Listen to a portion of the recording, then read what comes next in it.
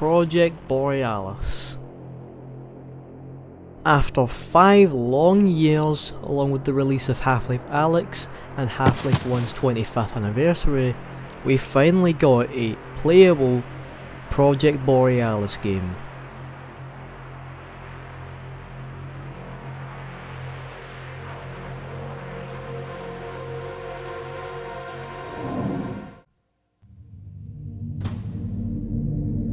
When you first spawn in, you see this ladder. You're supposed to go up it, in which it leads up towards this white void, in which you hear the voice of Dr. Kleiner when he first met Gordon Freeman.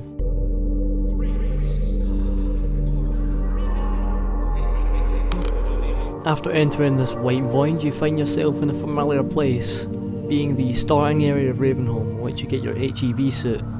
Behind you are some HEV suit batteries, in which once you exit, you get your crowbar, a gravity gun, and a pistol.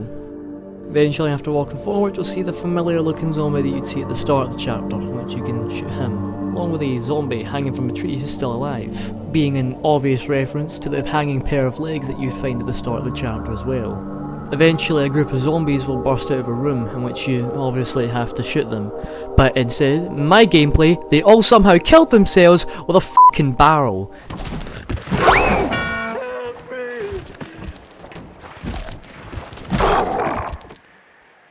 Eventually moving into the next room, we find nothing really of interest except for some saws on the wall which you could use with your gravity gun to kill the zombies, although I'm too cool for that, so obviously I didn't use them.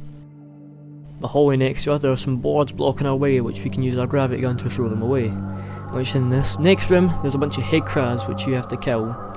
The head crabs in this game aren't really super hard to deal with. They're sort of similar to the Half-Life Alyx ones in the aspect that they do a little telegraph before they attack, but it's a really small one and they kind of just do it instantly, sort of like the Half-Life 2 head crabs. Past this room with a weird portal which I'm not talking about, we see this outside area with a bunch of zombies which we can wake up. After killing these zombies, we can see that there's a propeller blade spinning around in which, it broke. Heading into the next room, you find this weird portal in the ceiling, and then shortly afterwards, a bunch of zombies will break into the room. This gives you a perfect opportunity to use your gravity gun against them. Heading outside, a bunch of head crabs come out of the snow, which we can use our gravity gun to throw props at. I struggled here because I'm just going to tell you, it sucks to throw props at head crabs in this game, because they just never die for some reason.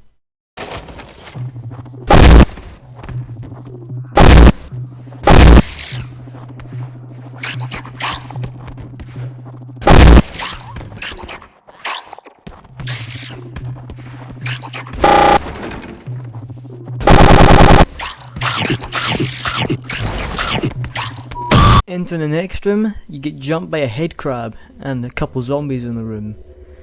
But the weird thing about this room is that it's sunny. It's not snowy like the other rooms. It's not nighttime.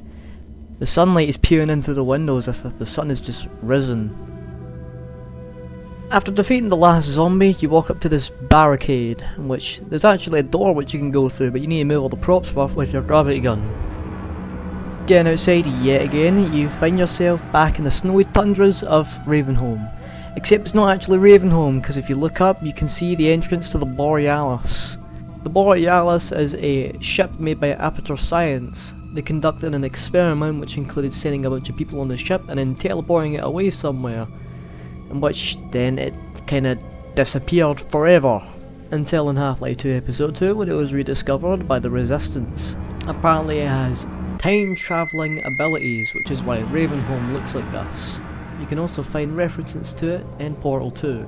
Now your job here is to just kill every zombie that you find, either with your crowbar, your gravity gun, your pistol, or your shotgun. But in my playthrough, I never picked up the shotgun because I forgot where it was. Shortly after killing the last zombie, a red light suddenly turns on, in which the entrance to the Borealis opens up, in which a ladder comes down for you to climb up it and enter the Borealis.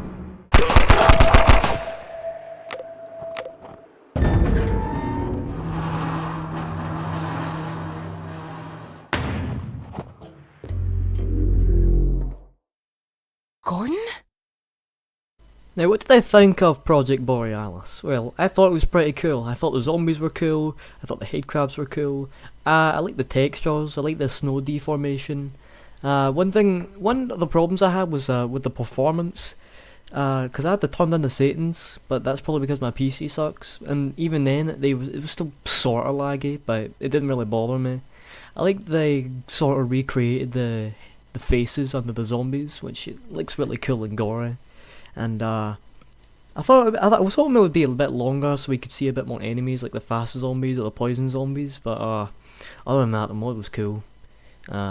Anyway, see you guys later.